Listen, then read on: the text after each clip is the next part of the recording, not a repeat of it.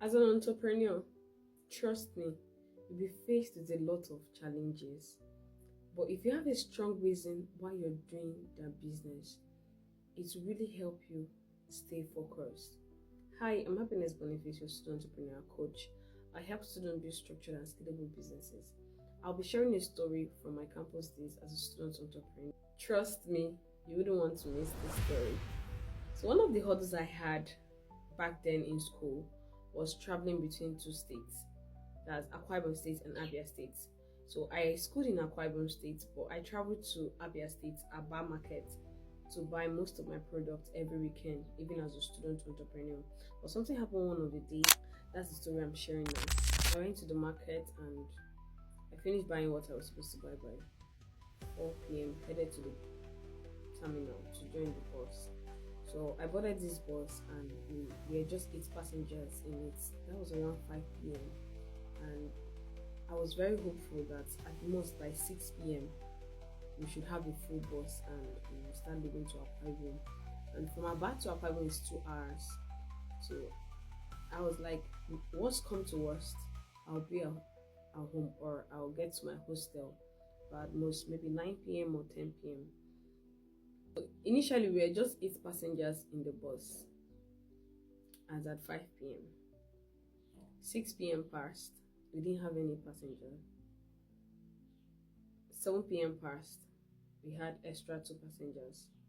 And we started panicking that the driver should move because there are no passengers and you're risking our lives. We are going back to a far distance. The driver insisted that if he does not have a full bus, that he's not leaving. 8 p.m. passed, no passenger. 9 p.m. passed, no passenger. Immediately, I got a call from my dad, and my parents are aware that I go to the market every weekend. But for some reason, oh yeah, my dad was aware that I went to the market that day. But when he called, he was like, "How was market?" I said, "Fine." He didn't ask if I've brought him back home. And I didn't tell him anything. I didn't want him to get worried or start panicking and all of that. So when it was 10 p.m.,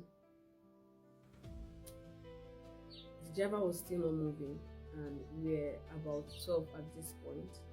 He still insisted that he's not leaving.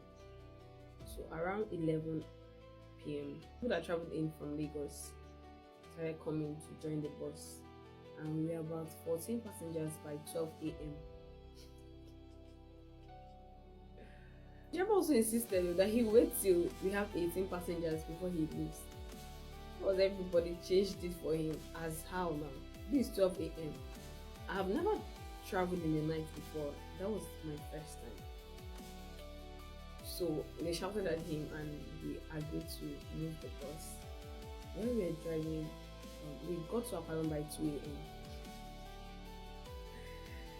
Some persons went back to their houses because they were staying in Uyo. But from my hostel to Uyo is like a very far place. I back like 2 different local governments, so I could not afford to travel.